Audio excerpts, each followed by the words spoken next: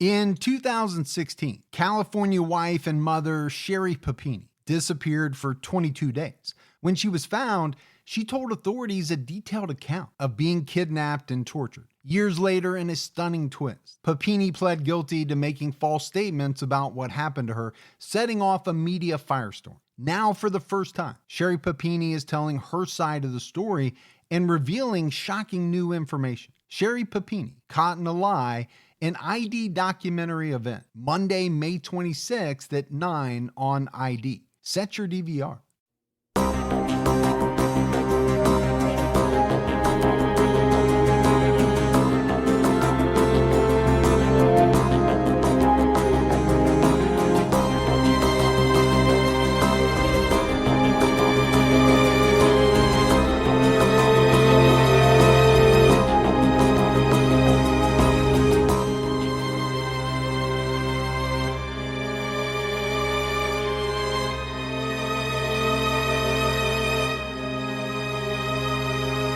Hello, everyone, and welcome to episode 315 of the True Crime All the Time podcast. I'm Mike Ferguson, and with me, as always, is my partner in true crime, Mike Gibson. Gibby, how are you? Hey, I'm doing good, man. How about you? I am doing much better today. Good. On the road to recovery. Yeah, today's the best I felt.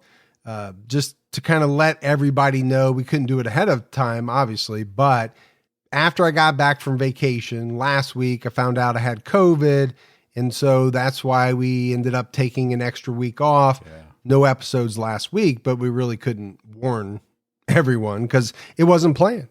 Well, that happens. We remember that when it happened to me, so I get it. So we had 2 weeks off instead of our scheduled 1 week off, but we're back. And we're in 2023. Hope everybody had a great holiday season, and we're already into the new year. Yeah, excited, man. I am too. We got a lot of good stuff lined up for the year. Let's go ahead and give our Patreon shout outs. We had Wyatt Salisbury. Hey, Salisbury, like the steak. Like the steak. Amanda Parker. What's going on, Amanda? Kate Kern. Hey, KK. Cheryl Kuhn. What's up, Cheryl? Jennifer Childs. Hey, Jennifer. John Ritchie. Hey, Richie. Taylor Powell. What's going on, Taylor? John O'Neill. Appreciate that, John. Whitney B. Hey, Whitney. Samantha. Good old Samantha. Casey Jones. What's up, Casey? Karis Huerta. Appreciate that, Karis. Sasha Gutierrez. Wow, Gutierrez. Tiffany Donovan. Hey, there's Tiffany. Nancy Gregg. Appreciate that, Nancy. Kendall Lawson. That's awesome, Kendall. Hazel Tafia. Tafia. Sky Vrooman. What's going on, Vrooman? And last but not least, Richard Clark jumped out at our highest level. Thank you so much, Richard. Yeah, thanks to everyone. And then if we go back into the vault, this week we selected Lucy Burton. Hey, Lucy. So big shout out to all the people who, start to support us, continue to support us. It's all amazing. On PayPal, we had great donations from Kimberly Herrick. Hey, Kimberly. Shale's Tax Service. Well, you got to have a tax service. And Elizabeth Mitchell. Hey, Elizabeth. So thanks to all of you as well. Gibbs, right now, we have an episode out on Unsolved. It's a case that a lot of people have been wanting us to do for some time now. It's on the murder of Betty Gore, the whole Candy Montgomery thing. Pretty big case. It's a big case. And so it's been requested and we decided to do it. Yeah. So if you haven't already, make sure you go over and check that one out. It's definitely a different type of unsolved. Yeah. Kind of more like unresolved. Unresolved. Yeah. I mean, most people, kind of think they know what happened, and it's just kind of how it played out. Exactly. That makes it unresolved. All right, buddy, are you ready to get into this episode of True Crime All the Time? I'm ready. We are talking about Clifford Olson Jr., a man who called himself the Beast of British Columbia. Olson was a Canadian serial killer who murdered 11 children in 1980 and 1981. He also entered a highly controversial cash for bodies deal with the police, where essentially his wife and child were paid in exchange for him leading the police to his victims' remains. I can see why that would be controversial. Yeah. I mean, I guess if you can get away with it as a killer, okay, you're providing for your family. Now, are there a lot of people who are going to have an issue with that? Yeah, probably so. Yeah. But there's also going to be a lot of families out there who are going to be saying, we're okay with it. We need answers. Yeah, I think the only people that have really a right to say anything is the victims' families. Yeah. I mean, I see what you're saying there. I mean, I understand it's taxpayer money, so that's probably a level of concern there. But again, if you're the victim's family, you want to know where your loved ones are. Yeah, no, absolutely. Clifford Robert Olson Jr. was born on January 1st, 1940 in Vancouver, British Columbia, Canada. His parents were Clifford Olson Sr. and Leona Olson. He grew up in Richmond, a city near Vancouver. Clifford's father was a member of the Canadian Army. After World War II, the family moved to a subdivision for servicemen. Olson was the first of 4 children. Clifford Sr. worked as a milk delivery man, and his mother worked as a housekeeper, according to the Vancouver Sun. Good old milk delivery. Yeah. You know, you and I have talked about milk delivery a lot over the years, and I still get emails from people who say, I get my milk delivered. Yeah. And I, for one, have not seen a milk delivery in a very, very long time. I'm going to deliver some milk to you. Yeah, I will not be drinking that. So as a boy, Clifford Jr. was a bully. He was a thief. He was also a guy who tormented and abused cats and dogs. And we know from our many, many episodes on different people, that's a bad sign. Yeah, it's kind of foreshadowing. It can be, for sure. Now, there are people, and I've actually conversed with people who have said, you know, I did some of this stuff as a kid. I'm not proud of it, but I didn't go on to be a serial killer. And I think that's the thing you have to take. Right. Not everything means absolutely this will happen. Exactly. But it can be an indicator. He also stole berries and flowers from people's yards. And then I guess he tried to sell them back to those same people. See, that's the flaw right there, right? you should sell them to someone else. Yeah. Right. I mean, that's like you come up into my yard picking all my petunias, and then you come up with a big handful and say, would you like to buy these? Exactly. I know what they are. I might have planted them. I didn't. My wife did. You're never planting anything called petunias. No, I just picked that. Clifford Sr. said in an interview to the Globe and Mail, he was always getting into fights at school and getting beaten up. One day he said to me, Dad, I'm going to learn to be a boxer. As soon as he did, he started making the rounds of all these boys who had been, beating him up, and he started evening, out the scores. Well, when you learn how to fight, sometimes that can change the outcome. His dad said maybe that's the trouble, that chip on his shoulder. Olson's former boxing coach, Tommy Yule, said that Olson was a good boy who won runner-up in the 1954 boxing tournament, and in a different tournament, he was named the most sportsmanlike boxer. So, for me, as we go through the backgrounds of these people, these killers, there are interesting facets, whether it's, foreshadowing of really bad things to come, or it's little nuggets where somebody is viewed by people as a good kid, even though maybe at home or away from those people's eyes, they're doing some not so good things. Yeah. I just remember boxing is a good sport to teach you discipline. You do need to have a lot of discipline, or you're going to get hit a lot. Exactly. And I remember when I was in the aluminum glove competition, where you wore aluminum gloves. Yeah, because we weren't ready for the golden glove. Oh, okay. So it was called aluminum glove. Yeah. I did okay. I feel like that would be dangerous, actually, to be honest with you. So then we get to like 1950. Clifford began skipping classes. In 1955, he was held back for the first time. In 56, he left school to work at a racetrack. And then later on, he began working as a self-employed contractor. But he's doing whatever he can to make some money. Yeah, by the age of 16, he's out of school. So, obviously he didn't finish. Now, he lived with his parents until he was 17, when he was sentenced to 9 months in jail for burglary. But he escaped, even though he was recaptured. And he would escape prison at least 7 times in the next 2 decades. That's a lot of prison escapes. It really is. Now, I get it. In some of the episodes we've talked about that go back a number of years. Okay, was it a little easier in some of these? I don't want to say rinky dink, but we're not talking about Alcatraz or what's that? Supermax Florence thing that you couldn't get out of unless you're Sylvester Stallone and who else was in that one? An Escape Plan. Escape Plan. Yeah. The ones that always get to me are the ones where there was like a metal grate and all somebody had to do was figure out how to get the bolts out. Right. And they were able to get out. I'm like, okay, can we do a little pre-planning, risk assessment on some of these things? Yeah, you think that would be like in the checklist of design. So from 1957 to 1981, Clifford Olson was arrested 94 times for crimes such as fraud, armed robbery, sexual assault, firearms offenses, and burglary. So by the time this guy was 41 years old, he had only spent 4 years of his adult life out of prison. Now, this is a little different. Normally what you and I are railing against are serious crimes where somebody gets a very light sentence. Yeah. And they get out early to then go do something else bad. Now, there might have been some of that here.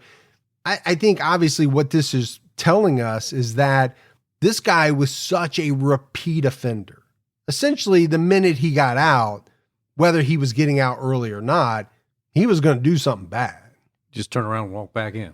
The other thing I would say is he probably wasn't too good at what he was trying to do because he kept getting caught. Yeah, that's true. 94 arrests, that's quite a rap sheet. Also means you probably don't care that if you go back. And that could be it, right? There are some people who don't go through all the machinations of trying not to get caught because they don't really care all that much. I'm not saying they want to get caught. But if they do, they're like, okay, I'll go back. Yeah, I've done it. It's okay. In 1959, Olson was eligible for parole, but his parole was revoked. It was revoked again in 1972. So he did occasionally get early release for good behavior.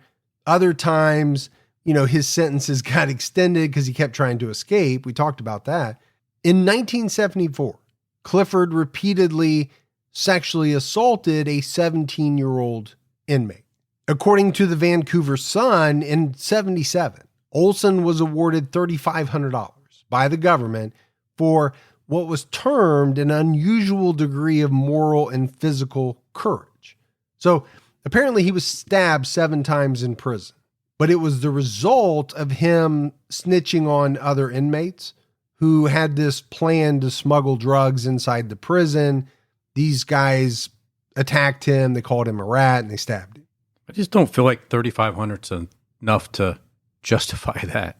I mean, good for him, but 3,500, man, to be stabbed 7 times. But prison is a very rough place. Oh, yeah, yeah. I mean, 3,500 goes a long way in prison. But are most prisons in the habit of awarding compensation for people who get stabbed? I don't know that they are. I don't think so, but I don't know that 100%. I haven't heard that a lot in the research and things that we've done. According to researchers from Radford University, in 1978, during a brief stint out of prison, Olson assaulted a 7-year-old girl. While he was back in prison in 1978, he was moved to a Supermax unit, and he met another killer named Gary Francis Marceau. Olson would testify against Gary, who was convicted of raping, murdering, and mutilating a 9-year-old girl in 1976. It was reported that Olson was in protective custody with this guy, and he actually helped him write letters describing the assault and the mutilation, which were then later used at trial. It's like this guy's a monster himself, but yet he's trying to do some good against these other guys? Well, but in this one, is he trying to do good, or is he getting some type of thrill from going through this guy's crimes with him kind of line by line. I could see that as a possibility. That makes sense. On September 7th, 1980, Clifford was released from jail for the last time before he started killing boys and girls. The Globe and Mail wrote, the bodies of the 3 boys and 8 girls, aged between 9 and 18, had been found in secluded areas within a 90-kilometer radius of Vancouver. Some of the victims had been raped and sodomized. Some were bludgeoned. Others were stabbed, and one was strangled. All had been drugged and killed in a murderous spree lasting only 9 months, from November 1980 through July 1981. And this was a time when Olson was out of prison on mandatory supervision. So he's being supervised. Not very well. And is able to murder 11 youngsters in the span of about 9 months. They were keeping a close eye on him, weren't they? Now, I'm not sure what the monitoring techniques were in 1980. I know you didn't start to experience some of your monitoring until, well into the 90s. Absolutely. So you can't speak to 1980. No. But, the research really went into the fact that, so at this time when he's committing these murders, he's going to church and he's speaking to people about, how he had found religion. He posted an advertisement for window washing jobs for teens on the church bulletin. He also met his future wife, Joan Hale, in February of 1980. They had a child together who was born during this murder spree. And, I don't want to make a huge deal out of it, but I got to keep saying it's a 9-month or so period of time that he's doing all this. Because remember, he's not out of prison very much. On November 17th, 1980, Clifford Olson murdered 12-year-old Christine Ann Weller near Richmond. She was reported missing on November 25th, 1980.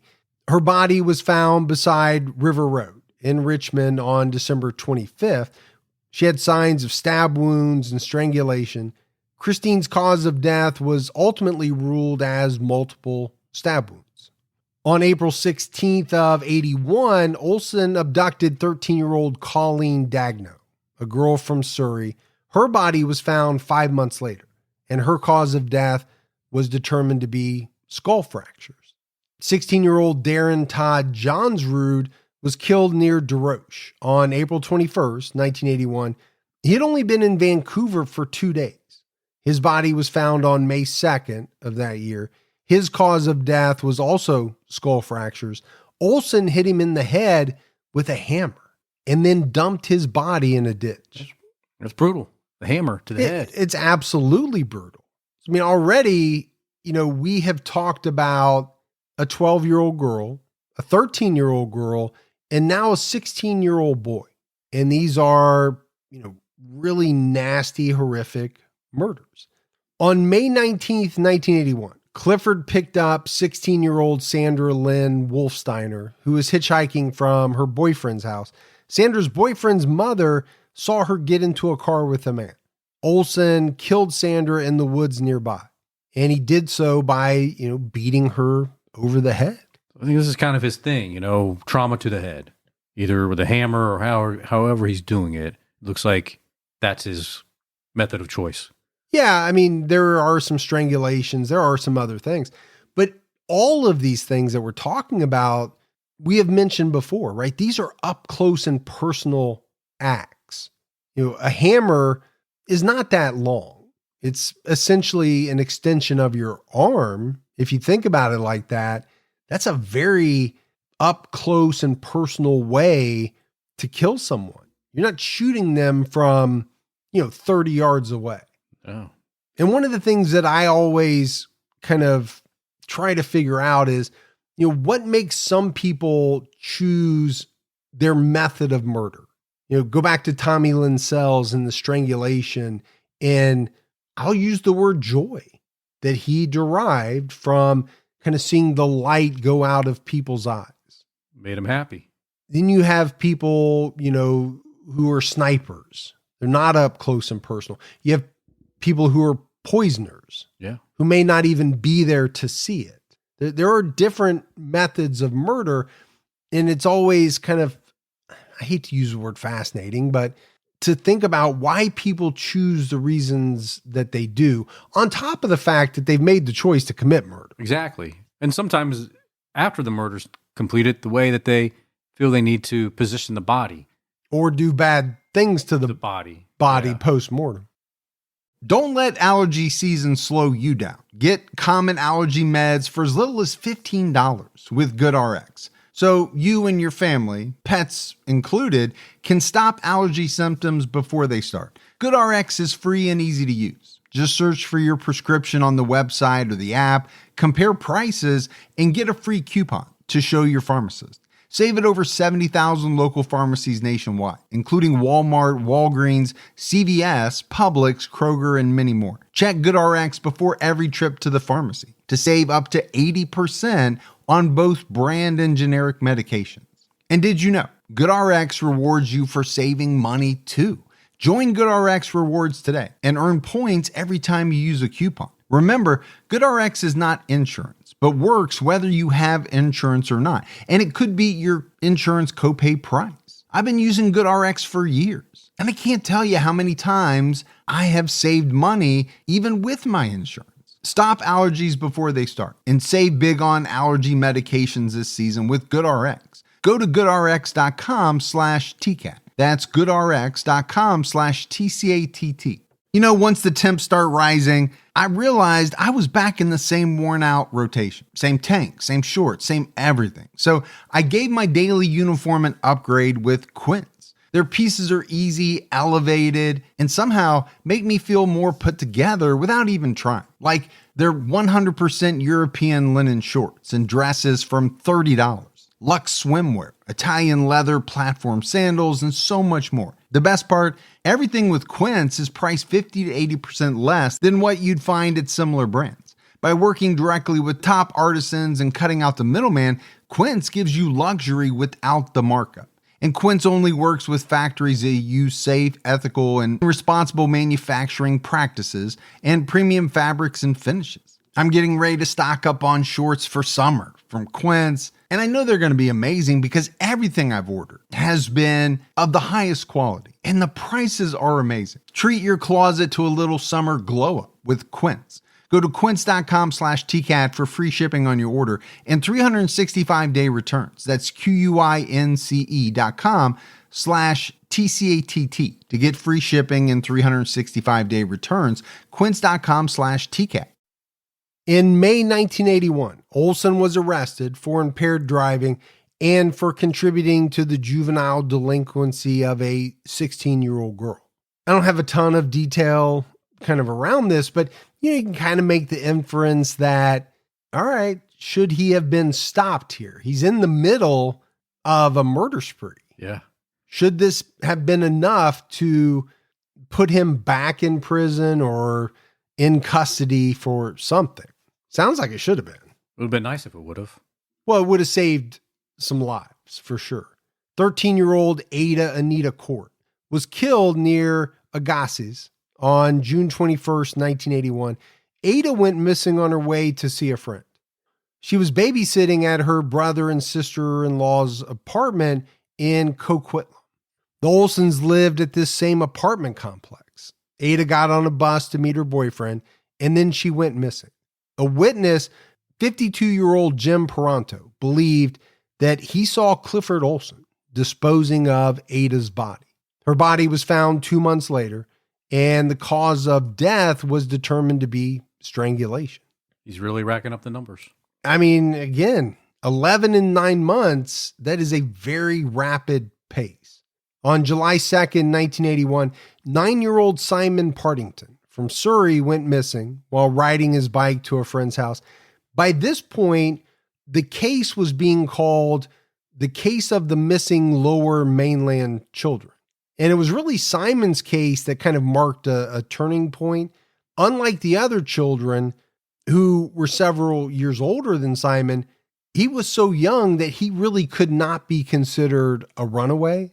So the police naturally had to assume that he was abducted Which was good because we know how they treated that back in the 80s, early 80s. Right. I mean, 13, 14, there was still a lot of thought that, well, they just ran away. Now, you're talking about a 9-year-old, and it gets harder and harder the younger the person is to believe that they just ran away on their own and they're subsisting, right? They're living it's by themselves. Kind of hard to reason that one. Simon's cause of death was later determined to be strangulation. Then on July 7th, 1981, Clifford Olson was charged with the sexual assault of a teenage girl, but he wasn't linked to any of the recent disappearances and deaths. So here's again a second time that this guy has gotten in trouble with what seems to be an underage girl. But what happens to him? Nothing. Well, whatever it wasn't enough to get him off the street. Exactly. Because 2 days later, Clifford abducted and killed 14-year-old Judy Elizabeth Cosma after getting her to drink a bunch of alcohol and essentially drugging her. Judy was last seen at a bus stop near her home in New Westminster on July 9th. Her body was later found in Lake Weaver on July 25th. Her cause of death was listed as multiple stab wounds. Yeah, I'm just thinking of Judy's parents and how upset they were just for what happened, but let alone when they find out that Clifford was charged 2 days prior. Yeah, and back out. Yeah. To kill their daughter. You know, as a parent, you would be just livid. But Olson did something different this time. He also took Judy's address book and he began calling her friends and telling them, "You're next." Okay. You want to get freaked out. You find out that your friend is missing. Now you start getting these anonymous calls saying you're next. Be alarming. Be very alarming. On July 10th, Olson and his family left for a 2-week vacation. They traveled to Knott's Berry Farm near Los Angeles and returned on the 21st. Because everybody needs a vacation. The day after you murder a 14-year-old girl. Yeah. Hey, family, let's go and have some fun at the park. I need some time away from my second job. I hate to say it like that, but it's almost mystifying to think that these individuals can be out doing these things and then all of a sudden they are Chevy Chase from vacation. They're jumping in the car or whatever and going cross country to visit an amusement park. On July 15th, 1981, Clifford Olson's name was first mentioned at a law enforcement conference. According to Malcolm Gray's 1982 article in Maclean's, a secret RCMP brief of the chronology of the murders showed that Olson was singled out as a suspect at this meeting on July 15th. So the police decided to put him under surveillance. But Gibbs, he would kill 4 more victims before he was arrested. And it wasn't like he was laying low. It came out that, on these days where he was under surveillance, he was out driving. He was attempting to pick up girls. He also spoke with the police. He went on vacation with his family. He appeared in court on a charge of indecent assault. So this guy is on the radar in a major way. Yeah. He's under surveillance, but he's fallen through the cracks somehow. So he gets back from this vacation. And on July 23rd, Olson lured 15-year-old Raymond Lawrence King away from a local youth employment center by promising him a job. He then beat Raymond and dumped his body in a remote campground. Raymond King was found on August 5th, about 1,500 meters from where Judy Cosma was found. His cause of death was ruled as skull fractures. 18-year-old Sigrun Charlotte Arndt was killed near Richmond on July 25th, 1981. Her cause of death was skull fractures as well. She was a German student visiting Canada.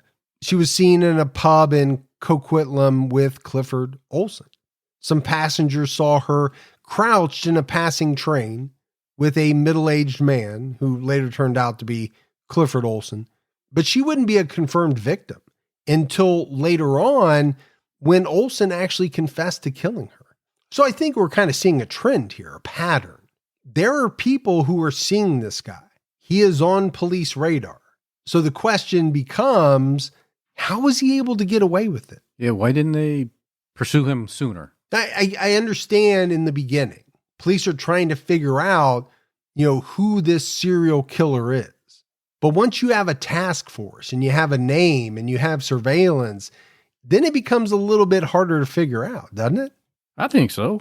And I think the parents of the 4 victims, after they decided to do surveillance, probably think the same thing. Well, and I think the public would as well. Do you lose some faith when all the facts come out? I think for a lot of people, it would be hard not to. 15-year-old Terry Lynn Carson was killed near Agassiz on July 27th, 1981. Olson dumped her body in a wooded area near the Fraser River. Her cause of death was ruled as strangulation. So, again, I know we're running through these very quickly because there are so many murders that we have to talk about, but I just kind of want to go back and look at this timeline. Look at July 9th. He goes on vacation, comes back, and then it's, July 23rd, July 25th. These are 2 days apart. Yeah. In some instances. Now, there was some conflicting information about when the police surveillance began. Some reports had it beginning while he was on vacation. Like they actually went to his residence and figured out that, he was gone right with his family. There was another report that said it began on the 27th, which would be obviously a little bit later in the month. And if it was the 27th, then that means by that point, Olson had already killed Terry Lynn Carson and dumped her body near Raymond King.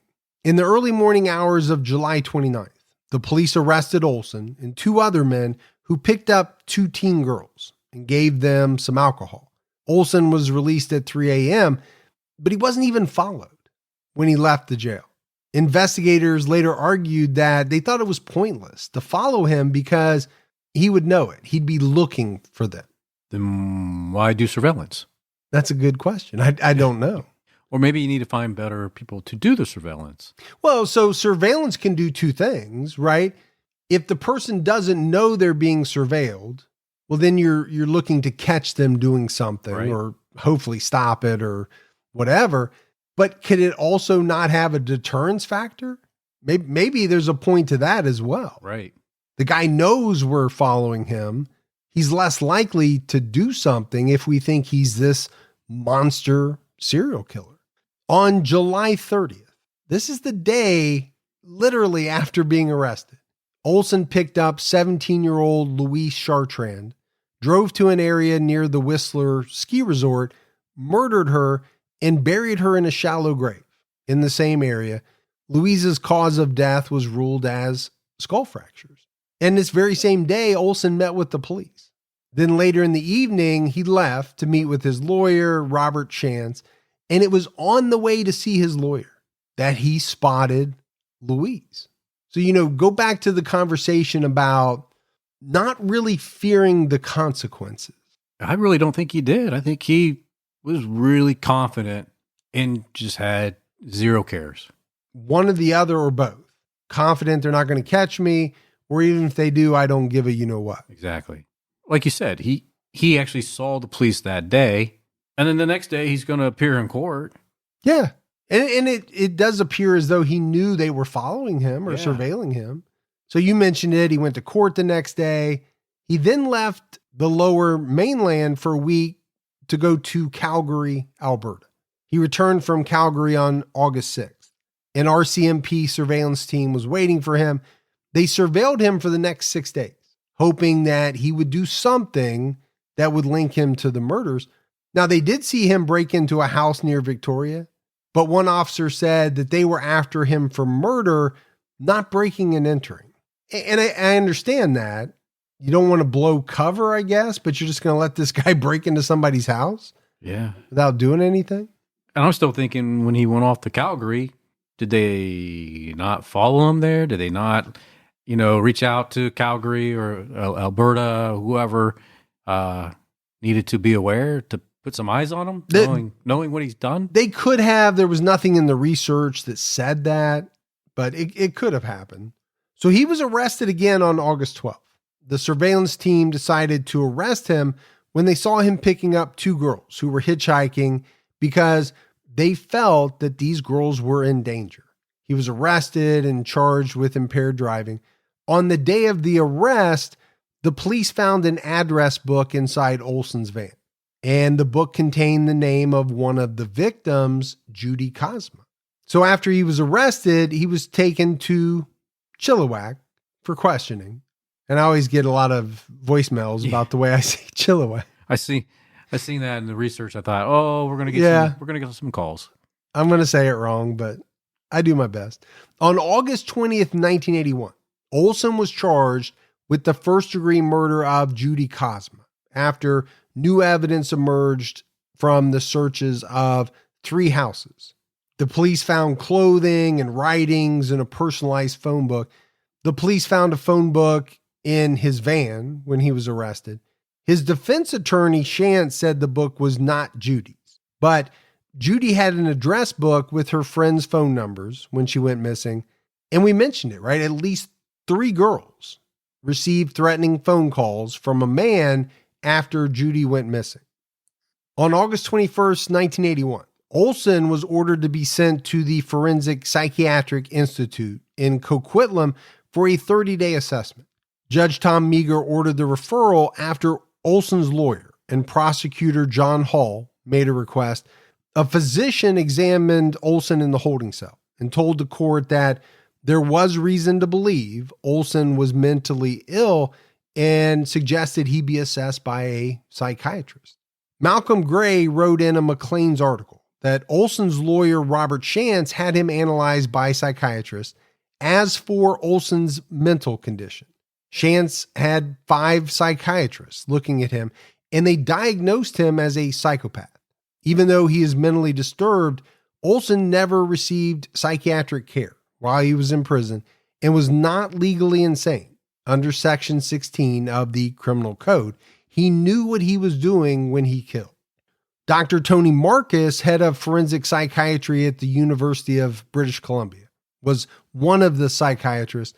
According to the other press, he said that Olson did not suffer from illusions, delusions, or hallucinations, and added that Olson was the quintessence of the incorrigible, amoral, antisocial psychopath who does indeed know that he's done wrong and does appreciate the nature and quality of the act, though he cannot respond to these acts with the feelings that a normal individual would show.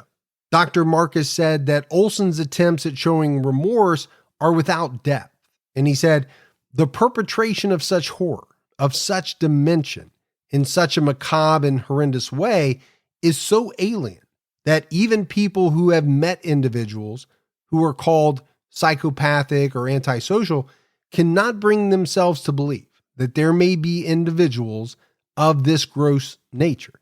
It's too impossible to accept. And I know that was a lot. Yeah, but I thought it was very fitting because it's something that we talk about a lot, right? This determination of someone being psychopathic, the no empathy, doesn't feel things the way that maybe the rest of us do. And here's a guy saying he knows what he's doing is wrong. He does appreciate the fact that it's wrong. yeah. He just doesn't feel the same way about it that the rest of us would if we were to do something bad like that. 100% certified monster. And then the other thing is he's saying, people just can't understand how individuals like this can be this way and can do the things they do. And I think it all makes a lot of sense. On August 25th, 1981, Olson was supposed to come to court for 2 breaking and entering charges, but Crown Counsel R.J. Lemisky said he entered a stay of proceedings at the request of Special Crown Prosecutor John Hall. Well, yeah, for sure. They have more important charges coming. Yeah, it was just 6 days later on the 31st that Clifford Olson was charged with 8 murders. So let's take a break on this breaking and entering and focus on the Big Daddy murder charges. In September of 81, several charges against Olson were stayed at the request of prosecutor John Hall. Then on October 28th, a direct indictment was filed against Olson, charging him with 10 counts of first-degree murder. Well, they're definitely upping their game. Yeah, my assumption is they're putting in the work, right? They're doing the research, they're linking him, and you oftentimes see charges added as time goes on. So Olson pled not guilty to 10 counts of first-degree murder on the opening day of his trial on January 11th, 1982. His trial was expected to last for weeks, but it ended after just 3 days. On January 13th, Detective Dennis Tarr testified that back in June 1981, Olson approached the police, offering to be an informant about stolen property. So essentially, he offered to assist in kind of like a sting operation, but he was never able to come through with the information that the police needed. But when this detective Tarr visited Olson at his home on July 23rd, apparently Olson started talking about 9-year-old Simon Partington, who was still missing. Olson asked what Tarr thought about the reliability of a witness's description of a man allegedly last seen with Partington. And he also offered his own theories about the reason that, this young kid went missing. Right? I think if you're a detective, your spidey senses are, going off. For sure. Number one, why is he talking about this individual? Why is he so curious about the reliability of a witness description? And why does he have his own theories about why this kid's gone missing? But doesn't that go back to the old adage that a lot of these individuals like to insert themselves? That's true. They do. They like to talk to the cops. They want to know what the cops know. And a lot of times by doing that, it seems as though they're kind of tipping their hand. They're giving something away. Why are you so curious? Why are you asking so many questions? Could it be that you want to find out how accurate they think this description is because the description is you? I think so. Sometimes I think they want to be as close as they can so they can try to cause a diversion. Or take a different path. Yeah, take a different path. If they need to go in a different direction. On January 14th, Clifford Olson changed his plea and he pleaded guilty to 11 counts of first-degree murder. Sandra Wolfsteiner had been added to his list of charges from 10 to 11. He was ultimately sentenced to 11 concurrent life sentences, and the judge recommended that he never be released. Well, the one way that you guarantee that would be to give him consecutive life sentences instead of concurrent. Yeah, maybe they didn't have that option. I don't know at the time, but I absolutely understand the judge recommending that this guy never be released. When you look at individuals like this, so callous, taking the lives of, young children, young teenagers, how can you make the argument that they should ever see the light of day? I think it's very tough. Now, if you want to take them out of their cell and put them in one of those little cages where they do the rec time, and they can look up and see the sun, okay, I'm okay with that. Yeah. But to see the light as a free person, no. I can't see that.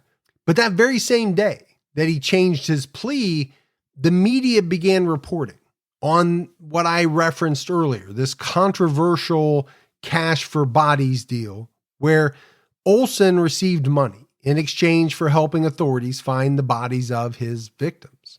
According to McLean's, after 6 days in jail, Olson offered a deal.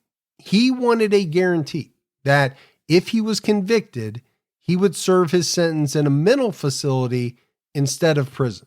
His lawyer told him that the police had no control over sentencing, so Olson offered a deal for money, which would be called the cash for bodies deal. The RCMP report reads, the prime consideration in recommending the $100,000 plan was to locate bodies, which would be solid evidence necessary to prove that Olson was indeed responsible.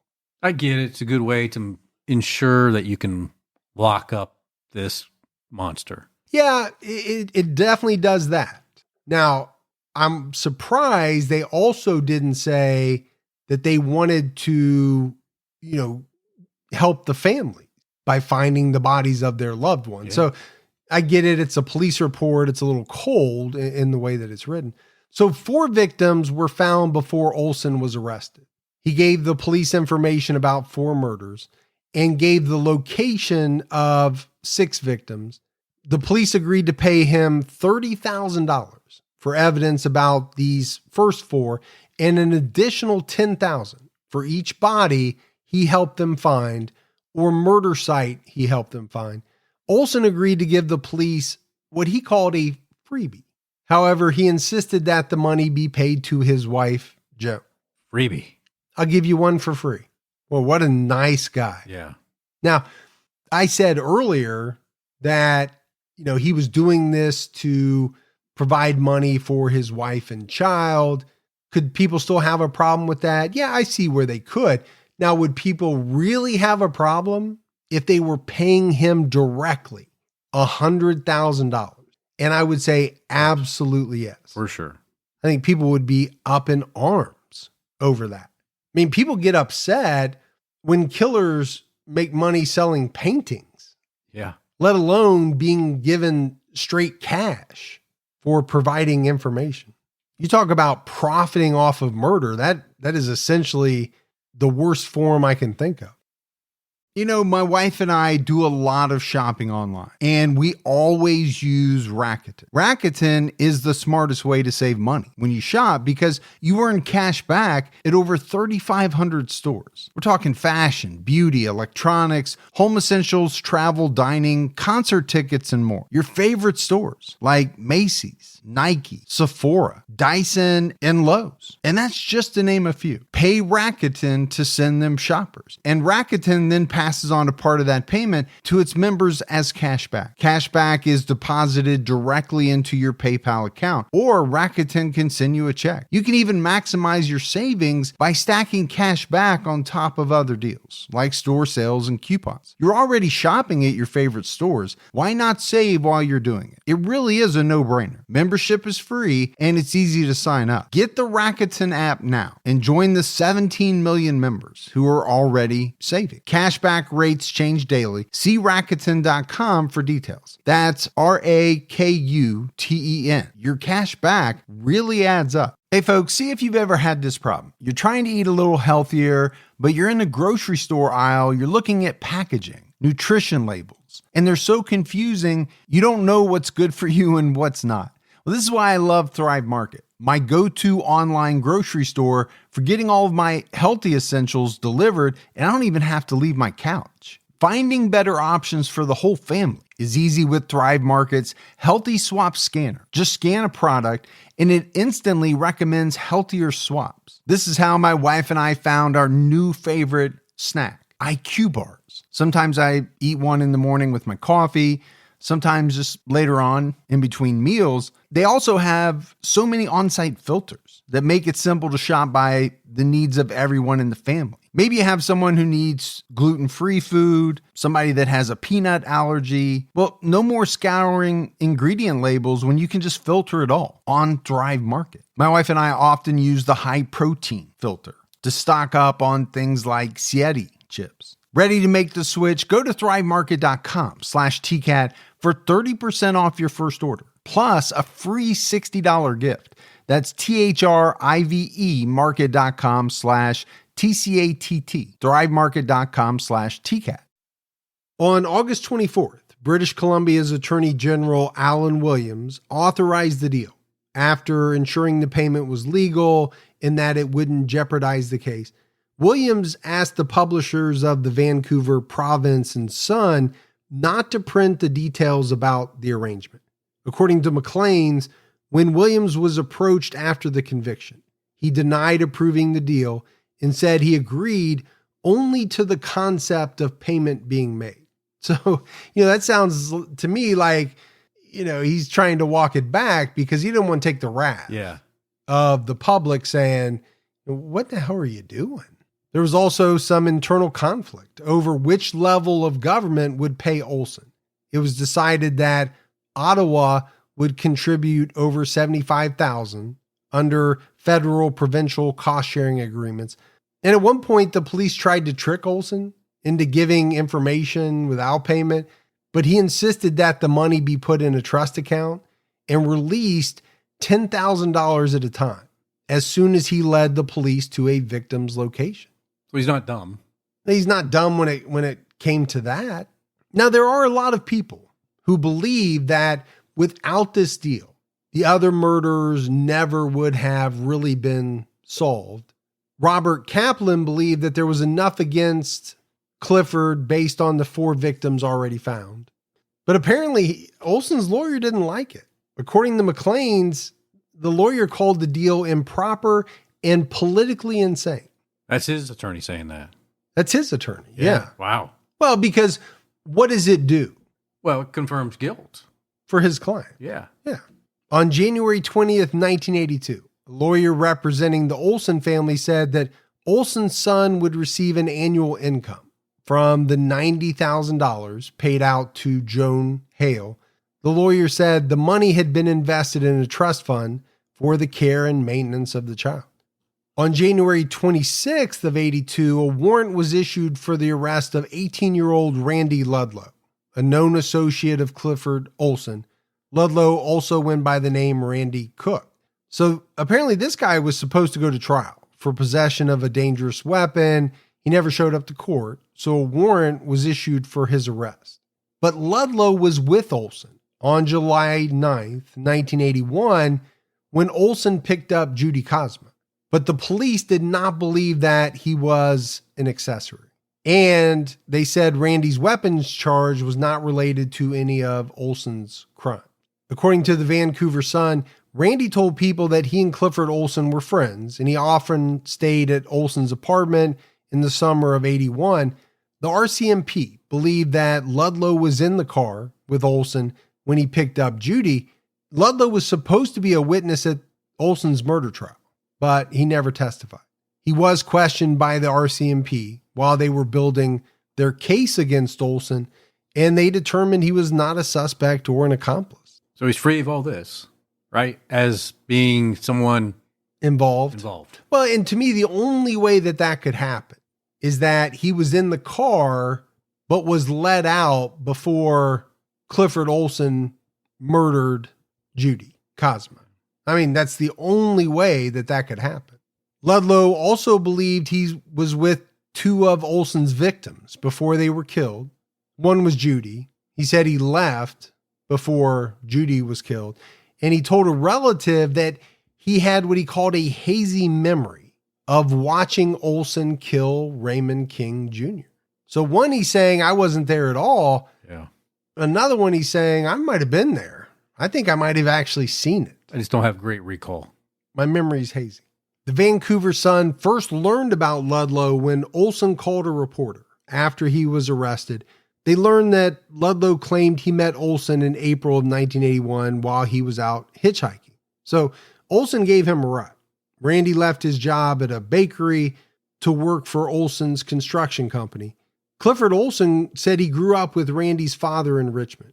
And one of Randy's relatives confirmed that Randy lived with Olson on and off during the summer of 1981.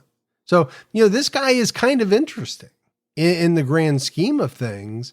He's put himself in the car during, or from his statements, before one of the murders, and maybe he witnessed one of the murders, but he's living with this guy. Yeah. Throughout this summer where most of the murders, are taking place. Clearly he had no concerns. Or he really didn't know. According to this relative, Randy said he was in the car when Olson picked Judy up. Olson ordered him to get out. Judy was scared to be alone with Olson, but she agreed to stay after Ludlow told her that Olson would just drive her home. Boy, was he wrong about that. Absolutely. According to the World Encyclopedia of Serial Killers by Susan Hall, Olson was driving towards downtown New Westminster. He had Randy with him. Olson saw a girl coming out of a phone booth, and he waved at her. This girl was Judy Cosma. She was on her way to a Wendy's in Richmond for an interview, and Olson offered to drive her. They got there early, and Olson offered Randy and Judy a beer. He bought more beer after they drank that. Judy missed her job interview after they went back to New Westminster. They drank more, and Olson gave Judy some green pills. Olson then dropped Randy Ludlow off at the mall, and Judy was never seen again. When Ludlow next saw Olson, he said that he dropped Judy off in Richmond. According to the Vancouver Sun, Ludlow also said that he remembered lying in a drug-induced fog by a lake and watching Olson kill Ray King on a boat on the water. He said he heard a gunshot, saw Ray fall into the water, and then watched Olson stab him multiple times. That's pretty intense. That is. It's a little bit more than a hazy memory. I get it. It's drug-induced, but it's pretty descriptive, pretty vivid. The RCMP drove Ludlow to a lake, and he saw a swing in a tree that he remembered. But investigators learned that the swing was in a different location from where Ray was killed.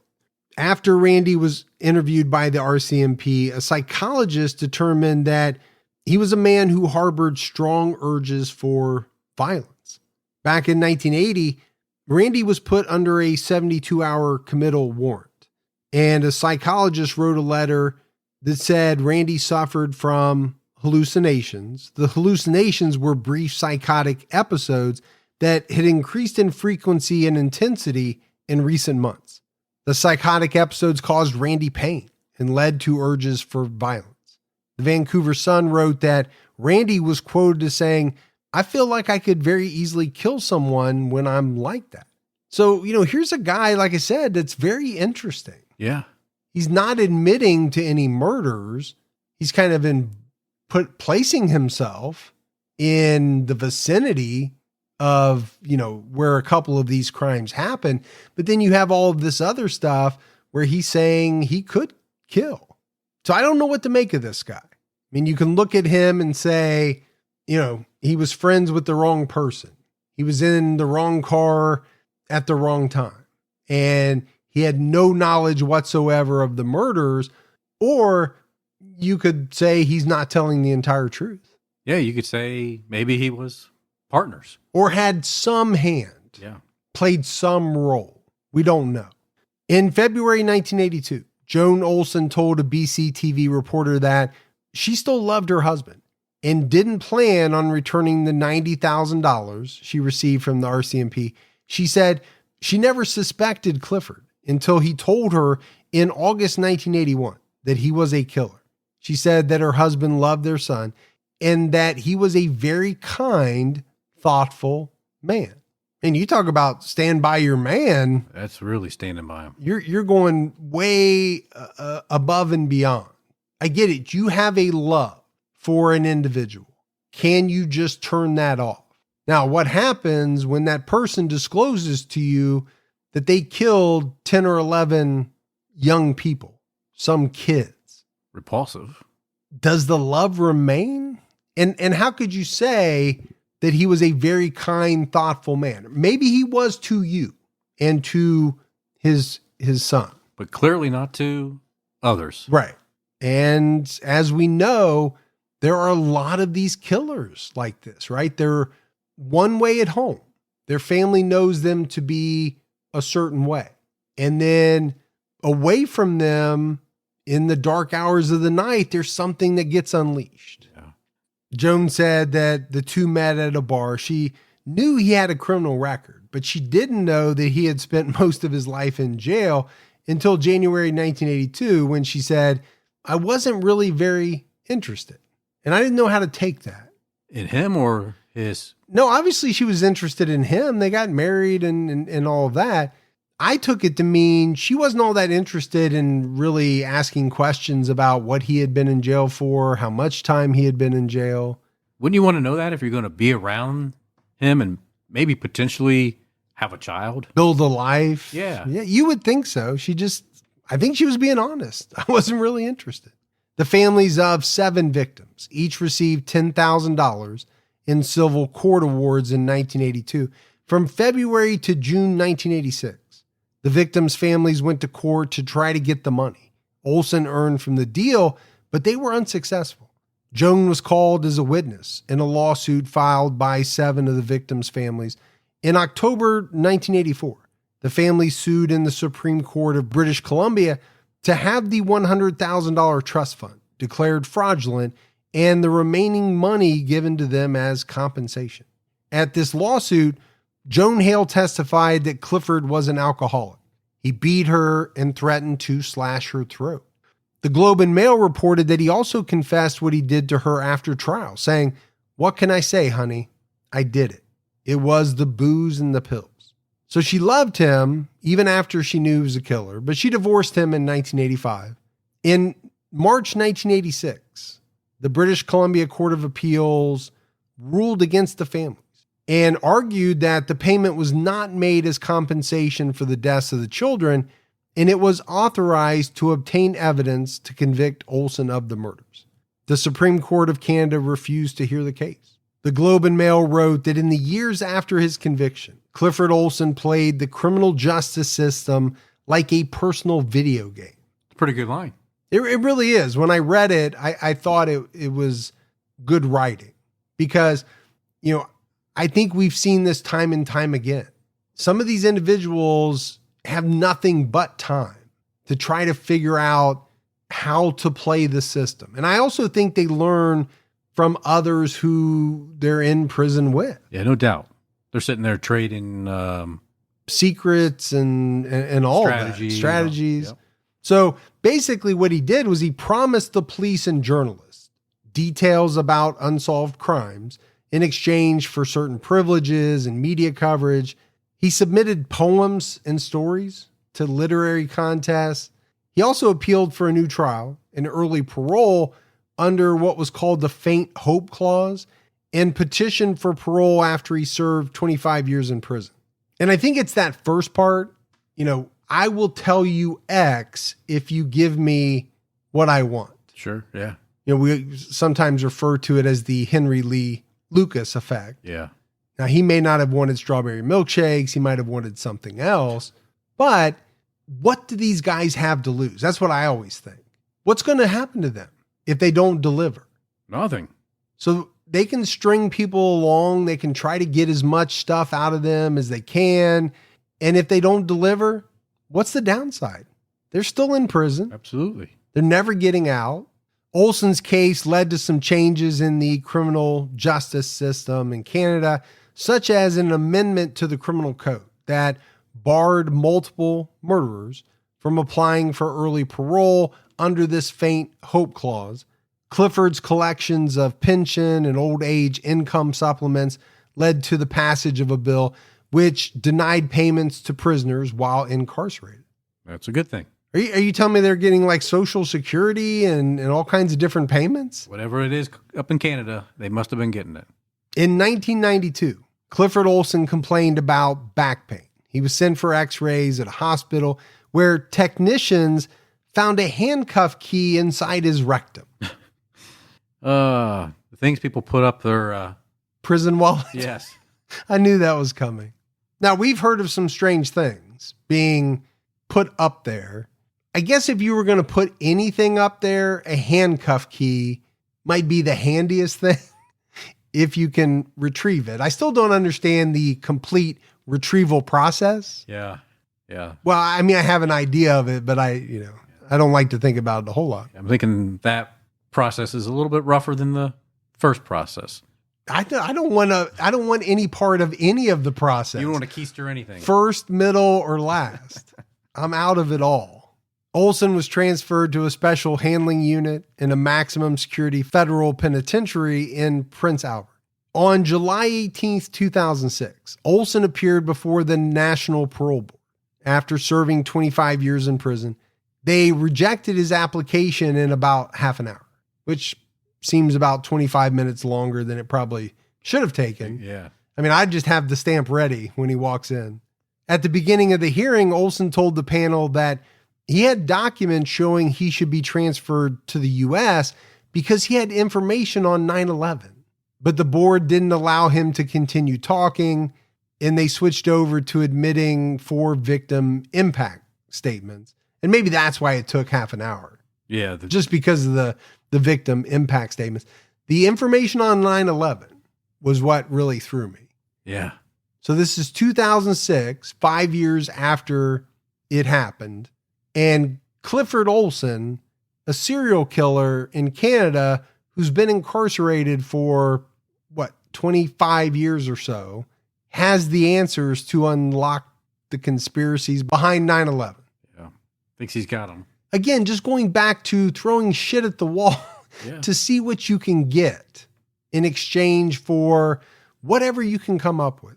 The parole board determined that Olson was still a high risk and that he would kill again if he were released. Olson left before the ruling because he said he didn't want to hear the decision. That means you already know what it's going to be, and it's not going in your favor. So I talked about, how his case led to some changes. There was one report that said on March 21st, 2010, the public was outraged when news reported that Olson was collecting over $1,100 a month in old age security and guaranteed income supplement payments after his 65th birthday in 2005. Yeah, that's a bunch of crap, man. $1,100 Yeah. for killing people. And then obviously after that is when they changed the law. He applied for parole again in 2010, but was denied. And it was reported by various outlets that Olson told the board, "This is the final time. Never again. I'm out. So you won't be seeing my face anymore because I'm not applying for parole." Okay. Great. Yeah. We don't want to see you anyway. It makes it sound like, like a You'll be missing out. yeah. You won't see me no more. You did horrific things.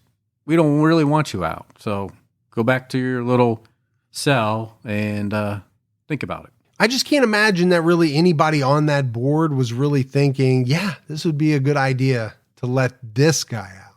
I'm not saying everybody should be kept in prison for the rest of their lives. I'm not saying that. I'm not saying that just every parole should be automatically denied. But when you look at this guy, when you look at what he did, when you look at what was written about him from various psychiatrists and things like that, it was clear to pretty much everyone. This was a guy without remorse. And if you let him out, he's going to kill again. Yeah, 11 people. So let's not do that. And they didn't. But not even 11 people, 11 kids. Right. In September 2011, Olson was moved to a hospital in Quebec. Victims' family members were informed that he wasn't expected to live out the month of September. They were entitled by law to know about his movements and condition, which I think is a very good thing. But I also think, every time you get a notification about this guy, it has to stir up so many emotions and more heartbreak and all of that. I get it. It's a good thing. You want to know where this guy is, You do. where he's going, but it's just has to be so tough on the family To relive all that again. Yeah. Clifford Olson died of cancer on September 30th, 2011. He was 71 years old. Many of the victims' family members expressed feelings of relief when Olson died. His attempts at getting media attention, his parole applications, and kind of like what we just talked about. Those had caused them a lot of suffering because every time they happened, they brought up all of these painful memories of what happened to their loved ones. And I know we talk about it. I don't know if we talk about it enough. I don't know. I obviously don't have firsthand experience, so I can't speak to it from, that angle. I can only try to think about how tough it must be, because that's on top of the everyday thoughts you have of what happened to your loved one and the fact that Christmas is rolling around. They're not here. Their birthday's rolling around. They're not here. And now you got this guy who's, maybe trying to do a sideshow circus thing, trying to stir up media and get interviews. And I would think it would just cause you to almost lose it. the fact that anybody's even giving this guy an interview. So not surprised the family members were relieved. Yeah. Yeah. Does that make them bad people? No, I don't think so. not at all. I don't think so.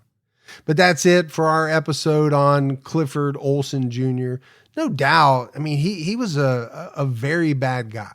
The one thing that I struggled with as far as it related to him was really his motives behind the murders. I didn't see where he really talked about it. To me, it was almost as if these were killings for the sake of killing people. Yeah. I mean, there were no other ancillary crimes, it seemed like, associated with the murders. He would just take people out and beat them on the head or strangle them. He was just a violent guy. Yeah. Yeah. So obviously he got something, which we never can quite understand, from taking the lives of these individuals. And that makes you a very, very bad person. Dangerous person. We got some voicemails. You want to check those out? Yeah, let's hear him.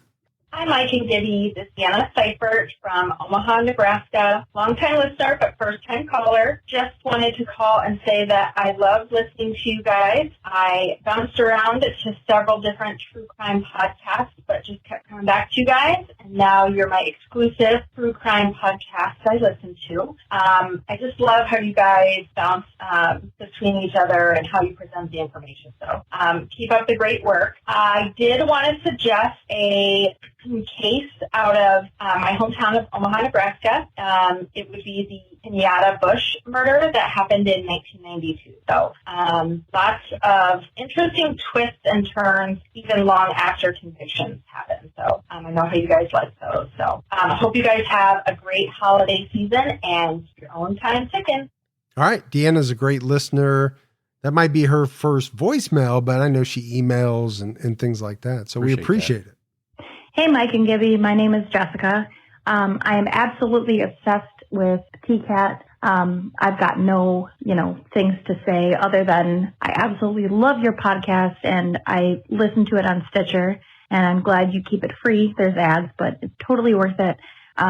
So thank you so much. If there is some kind of way to pay like $5, $10 a month, whatever it is, to get some more episodes or something, I will absolutely do it. Thank you for everything you do. You guys are amazing. Oh, appreciate the kudos. And there is a way. We have Patreon. We do. Where every month we put out a Patreon only episode. We also do weekly kind of mini-sodes where we talk and stuff. But, you can sign up for Patreon for as little as $2 a month. Yeah. Sometimes we'll show up at your front door. Sometimes Gibby does. It's caused quite a stir many times and a few restraining orders. It didn't go as well as I thought. No, it shouldn't. It absolutely shouldn't. Hey, Mike and Gibby. This is Jamie from Virginia. Just wanted to say I love the podcast so much. I listen to you every day. I am going to ring in the new year by listening to True Crime all the time. I think I'm on episode 52 now. Shouldn't be long before I'll be caught up, and then I'll be super sad. So, maybe we could start doing this twice a week now. But I just wanted to say thanks for all that you do and for all the hard work you guys put in. It's just great to see what a success the podcast has become. You guys have a great new year, and I hope it's a prosperous one. Thanks. Bye. Yeah, awesome. I have big hopes for 2023, but I don't want to jinx it. Yeah, just keep them to yourself. Because I've jinxed years before. Yeah, you're the one that started the whole COVID thing. 2020 was in China. Is partly my fault. Yeah. We had mailbag. Elena sent us a big Christmas package of sweets from Canada, bunch of stuff. Oh, yeah.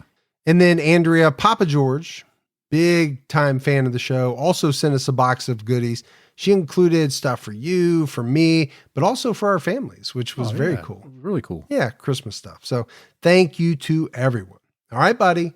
That is it for our episode on Clifford Olson Jr., but also another episode of True Crime All the Time, the first of 2023. Yeah. Many more to follow. Absolutely. So for Mike and Gibby, stay safe and keep your own time ticking.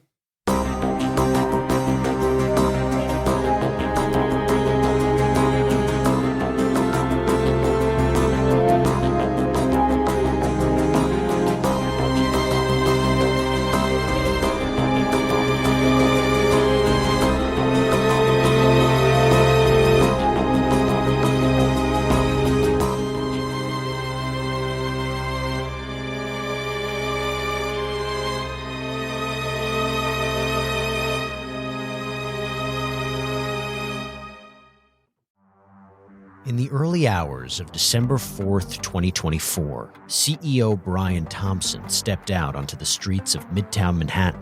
This assailant pulls out a weapon and starts firing at him. We're talking about the CEO of the biggest private health insurance corporation in the world. And the suspect, he has been identified as Luigi Nicholas Mangione, became one of the most divisive figures in modern criminal history. It was targeted, premeditated, and meant to sow terror.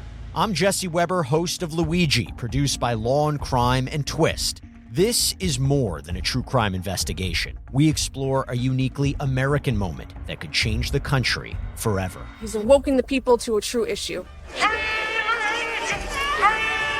Finally, maybe this would lead rich and powerful people to acknowledge the barbaric nature of our healthcare system.